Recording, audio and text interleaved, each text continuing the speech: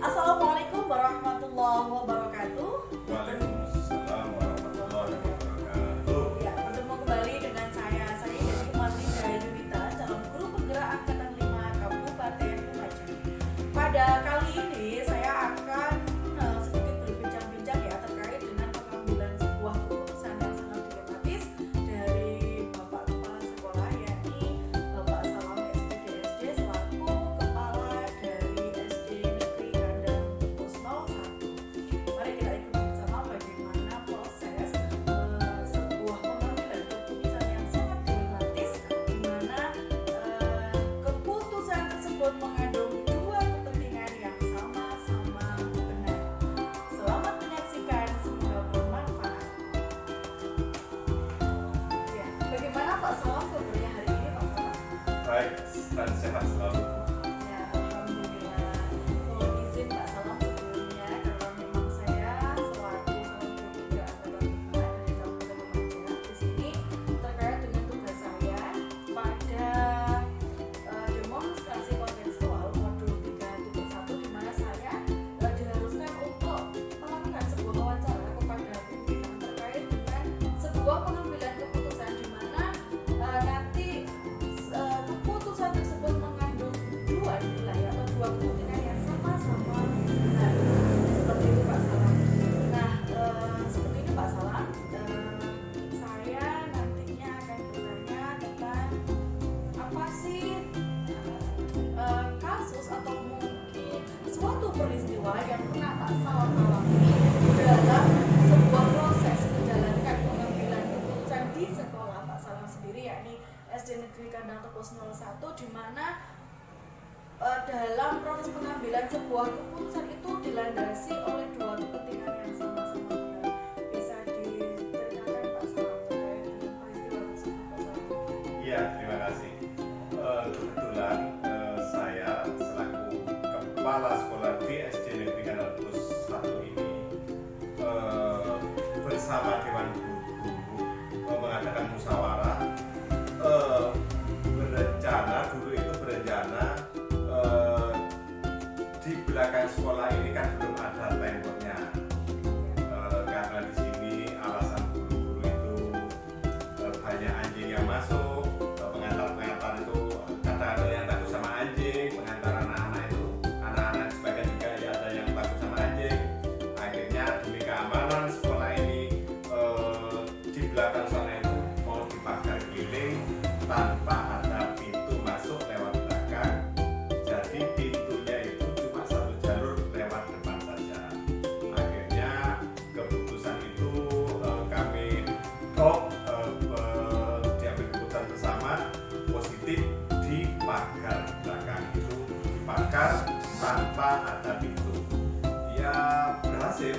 Berarti di pagarnya permanen gitu maksudnya? Pagar permanen tanpa ada pintu dari belakang. Dulunya kan belum ada pagar, tapi lewat belakang itu anak-anak bisa masuk. Jadi hewan, anjing itu katanya anjing di belakang sana itu yang melihara anjing yang masuk ke sekolah itu bebas. Kapan saja masuk ke sekolah itu bebas anjing itu. Akhirnya dia dipagar permanen. Oh, berarti dengan adanya pintu itu intinya mengganggu, ada unsur mengganggu dari jalannya pembelajaran seperti itu Pak Salam? Sebenarnya pihak sekolah itu menurut pihak sekolah, karena itu kami waktu itu tidak melibatkan masyarakat, cuma intern dengan Dewan Guru, kan ya tidak apa-apa, kan niat baik, ditutup saja pintu belakang itu. Jadi anak-anak semuanya yang masuk ke sekolah itu lewat pintu depan semua, jadi pintu belakang tidak ada. Terpusat satu pintu. Terpusat satu pintu lewat depan. Kalau boleh tahu nih Pak Salam,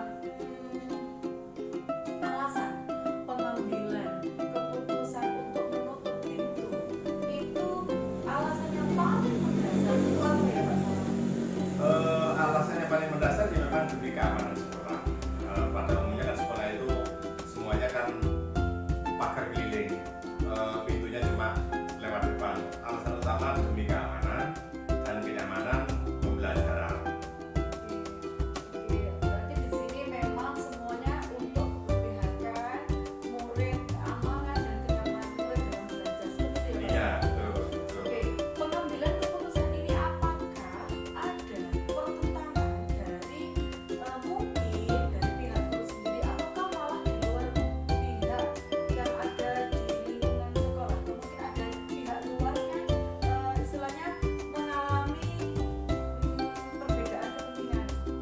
iya betul. Ada pertentangan di situ. Oh iya iya betul, ada pertentangan. Kami tidak menyadari waktu itu kan kami menutup itu kan niat kami baik agar sekolah kami aman. Apa itu juga menambah keindahan. Kalau sudah ada pagarnya, sekarang di belakang itu ada pagarnya juga tambah indah. Ternyata dari masyarakat belakang ini, di belakang sana kan masyarakatnya juga banyak. Mungkin sebagian masyarakat itu ada yang merasa tidak nyaman dengan di pagar itu. Alasannya anak-anaknya kalau masuk ke sekolah itu lewat depan, masih keliling terlalu jauh, itu alasannya. Akhirnya kami dengan guru-guru itu tetap pada pendirian kami, tetap tetap ditutup saja, walaupun waktu itu kan masyarakat ada 2 orang yang kesini kok itu, kalau bisa Pak jangan ditutup, dikasih pintu di belakang itu. Akhirnya kami tetap menutup pintu itu, tidak boleh dibuka. Lama-lama selang beberapa hari itu datang lagi masyarakat ke sekolah itu berbondong-bondong membawa teman-temannya itu kan, di belakang sana kan banyak masyarakat di belakang itu banyak sekali yang datang ke sini. Intinya itu ya demo, tetap ngeyel pintu harus ada dari belakang. Karena kami itu di sini sekolah itu juga milik lama-lama kami itu dengan Dewan Guru berpikiran karena masyarakat sini sekolah itu juga milik masyarakat, kami juga butuh masyarakat. Akhirnya dengan sangat terpaksa di belakang itu dibongkar lagi, diberi pintu, tapi dengan catatan harus masyarakat yang membongkar dan yang membuat pintu. Masyarakat itu juga mau dan siap membuatkan pintu. Akhirnya ya sudah, akhirnya dibuatkan pintu. Sampai sekarang di belakang tetap ada pintunya, tapi pintunya itu bisa dikunci. Kalau pagi dibuka, kalau anak-anak pulang dikunci. Berarti di sini ada 2 kepentingan yang sama-sama benar antara pihak sekolah, yakni Pak Salam selaku pimpinan sekolah tersebut dengan masyarakat sekitar sekolah atau warga sekitar sekolah, seperti itu Pak Salam ya. Iya. Yang kalau melihat dari ceritanya Pak Salam tadi, bahwasannya saya kira sama-sama benar juga, karena pihak sekolah menginginkan anak-anak itu aman, bisa belajar nyaman dengan hanya 1 pintu saja, sehingga pintu belakang ditutup permanen, dan masyarakat pun juga benar, jangan dipermanen Bapak, dikasih pintu saja supaya akses untuk masuknya lebih mudah dan tidak terlalu jauh. Seperti itu ya Pak Salam. Iya betul. Oke, bisa disampaikan atau mungkin diceritakan ya Pak Salam lebih detail proses atau langkah untuk mengambil sebuah keputusan, di mana Pak Salam sendiri di sini berlaku sebagai sebuah pemimpin yang nantinya bisa membawa kebermanfaatan bagi seluruh pihak, baik dari sekolah sendiri maupun dari pihak masyarakat. Iya, kami akhirnya mengambil keputusan ya rundingan dengan Dewan Guru. Kami juga memberi pencerahan kepada Dewan Guru bahwa kita ini kan juga butuh masyarakat, sekolah ini kan juga milik masyarakat. Di sini tidak ada yang menang kalah, semuanya sama-sama menang. Akhirnya kami memahami berpikir secara mendalam, kan sekolah ini milik masyarakat, kita juga butuh masyarakat. Akhirnya kami sama-sama dan kami juga merasa tidak dirugikan karena cuma minta jalan saja, akses jalan dari belakang saja. Kami juga sebab muridnya dari belakang sekolah sana juga banyak. Akhirnya dengan keputusan yang legowo, kami tidak merasa dirugikan, sama-sama diuntungkan. Masyarakat sendiri sekarang juga merasa senang. Jadi tidak ada yang merasa kalah, tidak ada yang merasa menang, semua sama-sama menang, itu intinya. Alhamdulillah, akhirnya bisa berjalan beriringan ya Pak Salam. Ya, sekarang masyarakat itu sudah ya biasa, tidak ada apa-apa, normal-normal saja. Terus dari proses pengambilan keputusan dari Pak Salam, kalau boleh tahu tidak mana saja yang dilibatkan oleh Pak Salam dalam pengambilan sebuah keputusan yang problematis menurut saya? Iya, kami juga waktu itu mengundang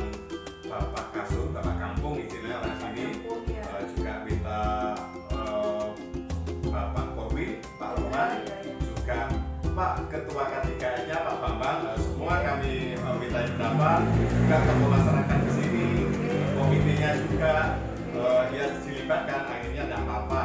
Terus bahkan saya itu dinasihati juga sama Pak Orwil, tidak apa-apa Pak Salam, tujuannya panjenengan itu kan tidak rusak, tujuannya panjenengan itu kan mager, itu kan ngampi sekolah ini, tidak apa-apa, jadi tidak usah merasa dirugikan. Iya Pak, terima kasih, tidak merasa dirugikan. Jadi yang dilibatkan itu banyak Bu.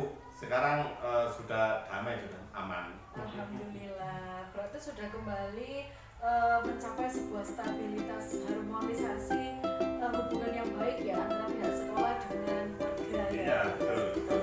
Oke, tadi sudah diceritakan bahwa Pak Salam sudah melibatkan banyak orang, kemudian ada keputusan yang sama-sama bijak dan menguntungkan dua belah pihak. Menurut Pak Salam nih, kira-kira seberapa efektif dampak dari pengambilan keputusan tersebut? Ya sangat menyenangkan Bu. Masyarakat itu juga senang, kami juga dengan masyarakat itu ya tidak ada apa-apa, sudah ya saling menguntungkan sudah, intinya itu. Berarti bisa saling berkolaborasi kembali ya Mas? Ya betul, tidak ada always, tetap silaturahmi, tetap normal-normal saja. Kalau dulu kan seolah-olah kan Ada ramai, semangat ya. seolah-olah perang dingin. Ya, betul sekali. Oke, saya rasa hanya itu saja ya Pak Salam. Dari sini kita bisa melihat bahwasannya ternyata sebuah peran menjadi seorang pemimpin lembaga atau pemimpin sekolah itu tidak semudah seperti apa yang kita bayangkan. Di situ kita seperti yang disampaikan Pak Salam ya, betul-betul dihadapkan dengan sebuah peristiwa yang sangat dilematis di mana kita dituntut untuk mengambil sebuah kebijakan yang menguntungkan kedua belah pihak. Tidak hanya condong ke kanan atau ke kiri, tapi harus sama-sama seimbang. Betul ya Pak Salam? Oke, terima kasih teman-teman. Tadi itu adalah sekilas atau sedikit bincang-bincang kita terkait dengan pengalaman Pak Salam, proses pengambilan sebuah keputusan yang sangat dilematis. Nanti kita akan bertemu kembali pada kasus selanjutnya yang pasti tidak akan sama dan yang pastinya lebih seru. Terima kasih teman-teman, kita jumpa kembali di sesi selanjutnya. Assalamualaikum warahmatullahi wabarakatuh. Assalamualaikum warahmatullahi wabarakatuh. Berjumpa kembali dengan saya, Sayyidati Marlinda Junita, calon guru penggerak Angkatan 5 Kabupaten Lumajang. Pada kali ini kita akan berbincang-bincang terkait dengan proses pengambilan keputusan yang sangat dilematis bersama beliau, yakni Koordinator Wilayah Pendidikan Kecamatan Senduro, Bapak Fernandes Abdul. Kita simak bagaimana sesi bincang-bincang kita kali ini. Silahkan disaksikan, semoga bermanfaat.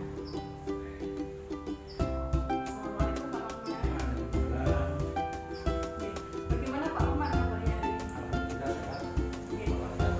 Ya, jadi tujuan saya kali ini ke sini Pak Rahman terkait dengan pemenuhan tugas saya selaku calon guru penggerak. Di sini saya diminta untuk mewawancarai beberapa pimpinan terkait dengan sebuah proses pengambilan keputusan yang sangat dilematis. Pak Rahman bisa diceritakan kira-kira selama Pak Rahman menjabat sebagai pendidikan Kecamatan Senduro ini, kira-kira seperti apa pengalaman yang terkait dengan pengambilan keputusan yang pernah Pak Rahman alami? Seperti itu Pak. Terima kasih. Iya. Kita akan mengambil terutama tentang agar dilematis itu kekosongan kepala sekolah. Iya. Di lembaga kami itu ada 27 lembaga SD Iya. dan ada cuma 14 yang dipimpin. Berarti kurang 13 lembaga yang kosong. Sementara yang aturan yang sebelum ini harus 3C dan harus diusulkan dari kepala sekolah itu kan harus bersertifikasi. Kemudian syarat untuk bisa jadi kepala sekolah minimal pangkatnya 3C awalnya. Awalnya dan harus bersertifikasi. Oh, dan harus bersertifikasi. Karena sulitnya cari guru yang 3C dan sertifikasi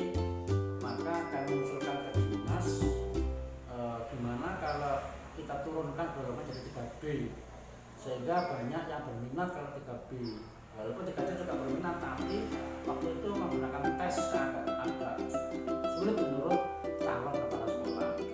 Setelah diturunkan dari 3B dan cuma berkas literasi kemudian suruh buat makalah, maka banyak yang tertarik, banyak yang ikut, sehingga memudahkan lembaga-lembaga kami itu harapan terisi itu banyak sekali.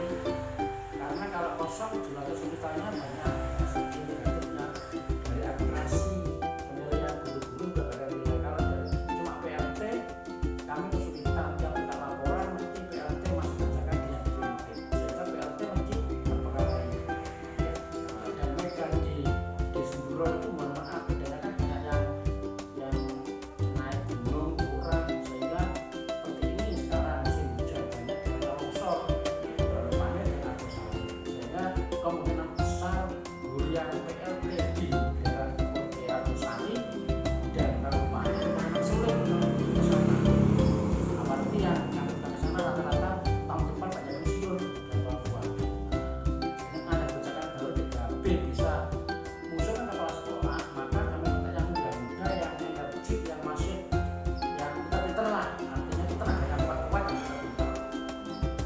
Dan kami ambil seperti itu, kami minta yang anak-anak yang tenaganya sehat betul dan sanggup menjadi daerah terpencil, termasuk di Argosari. Argosari itu 1, 2, 3 nggak ada kepala sekolah semuanya. Begitu pun juga Ada panen juga ada kepala sekolahnya. Kami kasih pilihan dari Semburo sini itu katanya paling banter seminggu 2 kali. Itu pun kalau pedangnya pas enak. Kalau pedang nggak enak seminggu sekali itu akan beli mau sana. Nah, adanya sekarang kebijakan pemerintah Lumajang yang pendidikan, dinas pendidikan mau meluncurkan program yang 3B bisa, kemudian cuma administrasi, kemudian buat makalah. Insya Allah banyak yang berminat dan kami sudah menjaring sebanyak 13 orang guru yang 3B, ada yang 3C yang sudah sertifikasi. Alhamdulillah semuanya semangat dan sepakat mau.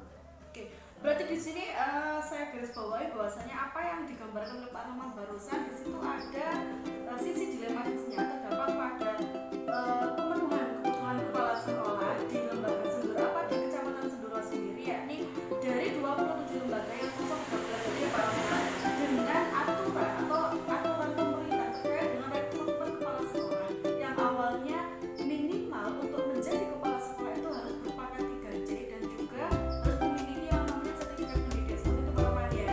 Kemudian Pak Rahmat akhirnya mempunyai solusi bahwa saya bagaimana andai aturan ini lebih diperingat seperti itu Pak Rahmat.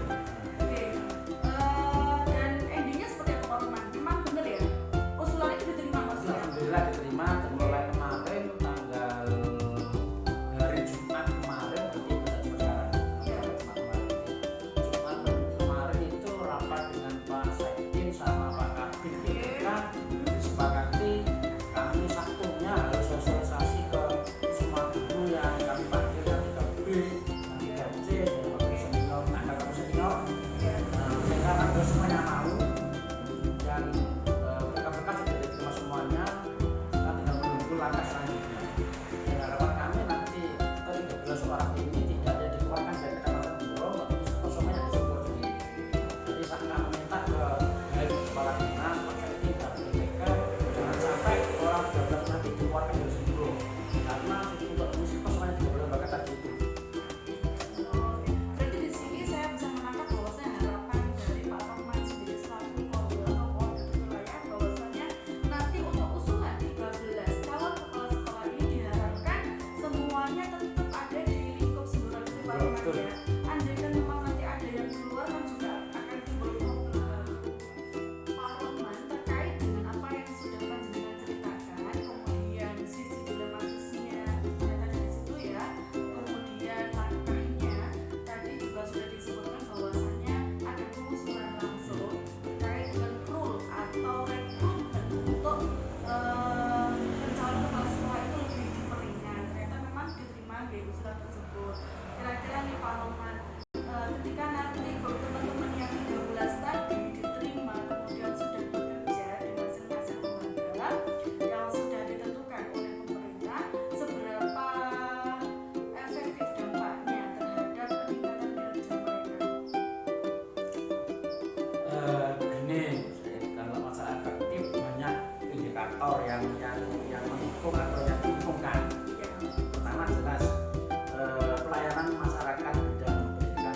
gede khususnya Iya. sudah terlayani dengan baik. Iya. Namanya di Argosari 123. Nah, selama ini kurang efektif karena pimpinannya sering ya seminggu paling 2 kali ke sana ya. Otomatis kita gak dulu di sana, ya kurang efektif untuk ada pimpinannya. Iya, betul. Pimpinannya. Kemudian siswa di sana kurang aktif karena gurunya banyak dari luar, kemudian kepasukan juga nggak ada. yang dari katakanlah Argosari sama Ranupane kan masuk kategori daerah terpencil. Iya.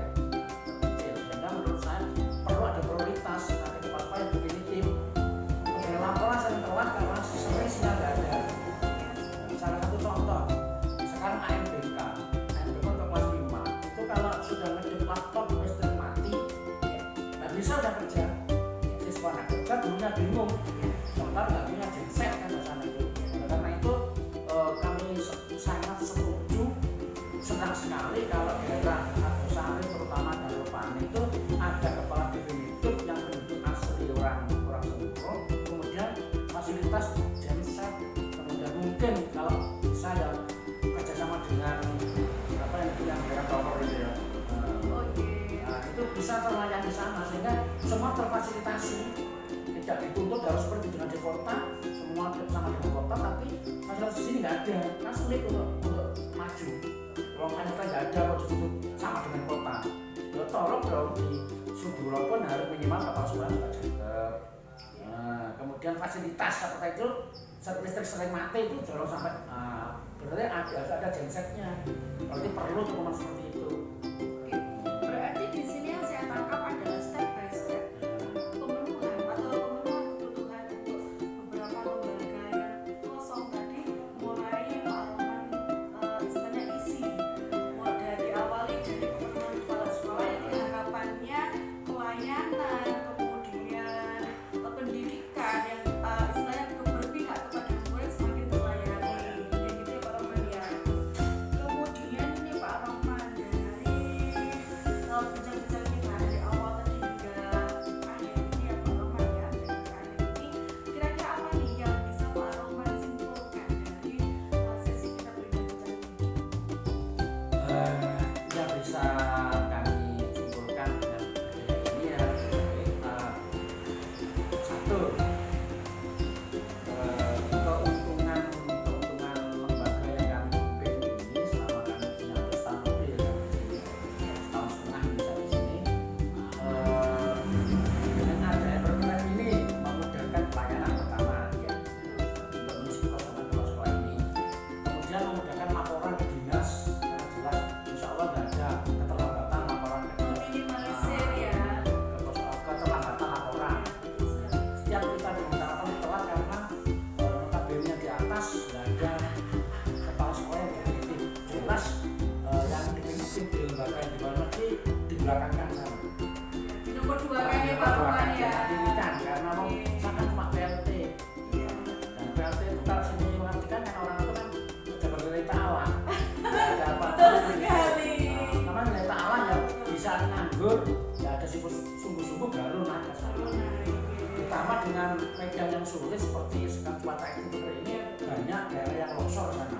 Mohon maaf, sulit dilalui sepeda licin, banyak berkurang yang jatuh. Sehingga belum jam 12 banyak yang turun ke bawah karena takut kan tidak bisa pulang, banyak yang longsor. Jadi keuntungan dengan adanya kelas ini yang definitif langsung ke naik ke atas mulai pagi hari jelas terlayani masyarakat, terutama di sana. Mohon maaf ini kalau usulan kami ke pemerintah daerah, baik dinas atau Polda atau siapapun yang terkait di sana ya. Kalau pengadaan prasarananya, contoh dikasih genset yang murah untuk perumahan, yang penting ada. Kemudian untuk mengangkat listrik dan laptop itu bisa menyala. Ini laptop saya sering kurang. Muridnya 11 itu laptop cuma 3, sehingga banyak sesi. Jadi 2-3 hari selesai sehingga satu minggu baru